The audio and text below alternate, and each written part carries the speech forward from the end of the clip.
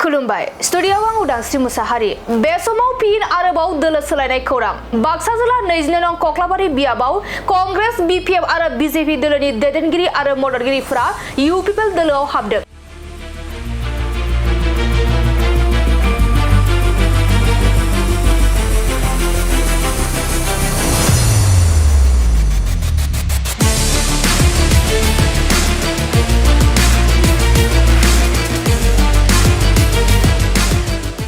नंगौ बीटीसी बिसायख'थिया आरोबाव गेजेराव गोबाव सान गैलिया बे जानो गोनां बिसायख'थिनि थाखाय बयबो राजखान्थि हान्जाफोरा गावबा गावनि हान्जाखौ देरहाहोनांगौनि थाखाय गोख्रों नाजानाय एबा हाबा मावनायखौ नुनो मोननाय जादों। थिग बेबादिनो कक्लाबारि बियाबावबो गुबुन गुबुन दोलोनि नारा नाथा जुजिनाय आरो हाबा मावनाया बे समाव सोलिगासिनो दं। बाक्सा जिल्ला 22 नं कक्लाबारि बियाबनि सिङाव थानाय बर' सखा दलाव हरनि समावबो थाद'नाय गैयै सा 100निबो बांसिन कंग्रेस बीपीएफ आरो बीजेपी दोलोनि दैदेनगिरिफोर आरो मददगिरिफोरा इउ पिपल दोलोआव हाबदों।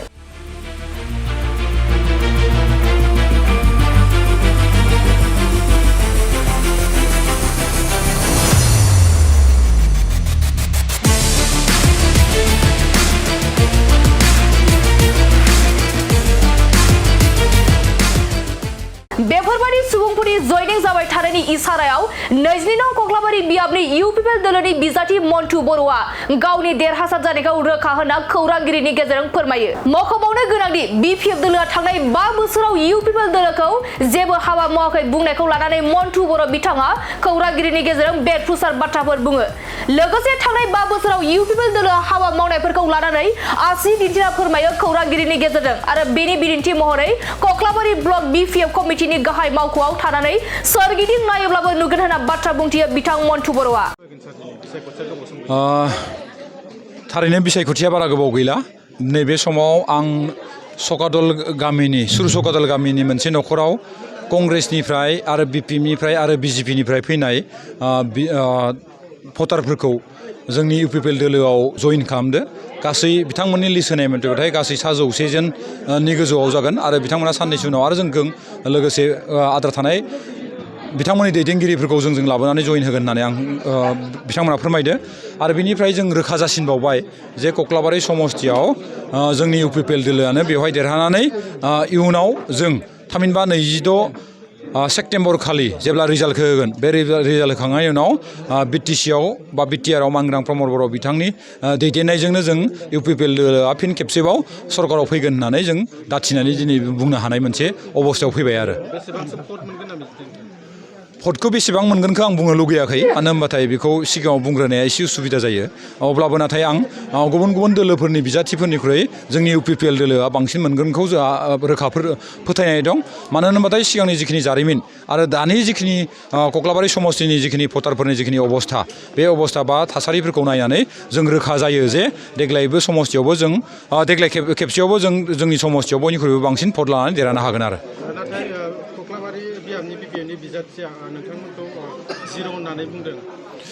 जिर'खौथ' हराय समबो बिथांमोना बुंबाय थादों। थांनाय 2015 मायथाइनिफ्रायनो बेवहाय कक्लाबारि समस्तियाव जोंनि बिजाथिया दं बा जोंनि बिजाथिया देरहाबाय थादों आरो थांनाय 2020 मायथाइयाव बेनिफ्राय देरहालांनानै जोङो बिटिआव सरकारावबो खालामबाय। अब्लाबो बिथांमोना जिर' बुंबाय थादों। दिनैसिमबो बिथांमोना जिर' बुंदो। मा साननानै मा केलकुलेसनजों बिथांमोना बुङो आं मिथिया। नाथाय जों मालाबाबो जिर' जानाय नङा। देग्लाय बोसोरावथ' जोङो हारसिंनो गासै बिटिसि समस्तिनि गेजेराव बांसिनै नाम्बार लानानै जोंनि इउ पिपलआ हारसिंनो सरकार दागोन होननानै जोंहा मोनसे फोथायनाय दं आरो। बिथांमोनासो बुंदो बेखौ। बयबो जायखिजाया बाथ्राखौ बुंना लानो हायो गावबा गाव नङा होमबा? आं ओंखायनो नैबे बाथ्राफोरखौ बुङा होननानै बुङो आङो। मानो होनोबाथाय जोङो बेलेगनि सायाव सोनारदो। जोंनि रायजोफोरा जोंनि भटारफोरा जोंखौ हेफाजाब होगोन बेखौ बिथाङा हारसिंलाय बोरै मिथिगौ जे सोर बेसे मोनगोन बेसे मोना। आरो बेनिफ्रायनो जों मिथिनानै हमनानै लानो हायो जे बिथांमोना बाराद्राय दुगा बुङो, बिथांमोना बाराद्राय गाजा बुङो। जेरैहाय मोनानि उनाव सोरां जायो नङा होमबा? सान मोनानि उनाव फुं जायो सोरांखायो बे सोरांखानाय अबस्थाखौबो दाउला सानो जे गाव गिसिबनायनि थाखायसो जे सोराङो होननानै दिनै BPFनि दोलोनि दैदेनगिरिफ्राबो बिदिनो गाव बुंनायखायसो जायो गाव बुंनायानो जायो होनना सानना लायो दिनै बिथांमोना एसेबां बोसोर नङा होमबा सरकार खालामखांबाय 17 बोसोर सरकार खालामखांबाय दिनै कक्लाबारि समस्तियाव 2015 मायथाइनिफ्रायनो बिथांमोननि बिजाथिया गैया BPFआ दिनै बेवहाय देरहानो हायाखै बिदिनि उनावबो दिनै बिथांमोना जिर' होननानै बुङोबा बियो बेसे मिसा बाथ्रा बुंनाय भटआवखि जिर' मोनो जेरावनोखि गेस टेंकिया नङा होमबा सिलिन्डारा PPIआनो जोंनियाव प्राय 250सो मोनो होमबा जों सरकाराव थानाय UPPLआ जोंनि देरहाखानाय बिजाथिया थांनाय बोसोर समनि जारिमिन गोनां दोलोआ बेयाव जिर' मोननाया साभाबिक नामा बिथांमोना दि नंखाय बुङो बिथांमोना दि नंखाय बुंग्रा बेनिफ्रायनो प्रमान जायो आरो थांनाय 5 बोसोराव नोंथांखौ जेबो मावाखै होननानै रायजोफोरनि सिगाङाव बुंबाय बिथांमोना खाथियाव थाफानायबाथाय आसि थुयै थुयै दिनै खोन्थानो हागौमोन आं कक्लाबारि समस्तिनि गंसे कलेज KC कलेज होननानै बुङो जाय KC कलेजआ 2023 मायथाइयाव BTCनि सुक्तिनि दफा मथे 6.3 दफा मथे सरकारि जालांबाय नङा होमबा बिनि उनाव बिथांखौ आसि थुनानै खोन्थाबावनो लुगैदोंमोन आं सिमलायाव मिनि रुरेल स्टेडियामा दिनै आबुं जाबाय सिमलायाव सिनेमा हला आबुं जाबाय खामार दैसायाव दाखालिबावै स्टेडियाम मोनसे बेखेवदो सिमलायाव स्टेडियाम मोनसे अडिट'रियाम हल लुगासिनो दं आरो जोंनि मोनफ्रोमबो बिथिंजों जेरै लामा सिलबारियाव आयुर्वेदिक हस्पिटाल जालानिफ्राय रुप'हि थांनाय लामा अनसलिनिफ्राय जाला सिउनि थांनाय लामा सिमला भेगुरिनि लामा नङा होमबा गोबां लामा दं आरो कक्लाबारियाव गेस्ट हाउसआ 2 कौटिनि गेस्ट हाउसआ आरो गोबां जों बुंनो हायो नङा होमबा दिनै आरो लुफुंबाय दं राङापानियाव बुद्धि नार्जारि बारग' EM बिथांनि न' खिथुनावनो 17 कौटिनिख्रुइबो बांसिन एमाउन्टजों लानानै BTRनि इन्डास्ट्रियेल एरियाखौ लुफुंनाय आरो लुफुंनो थांबाय दं जोङो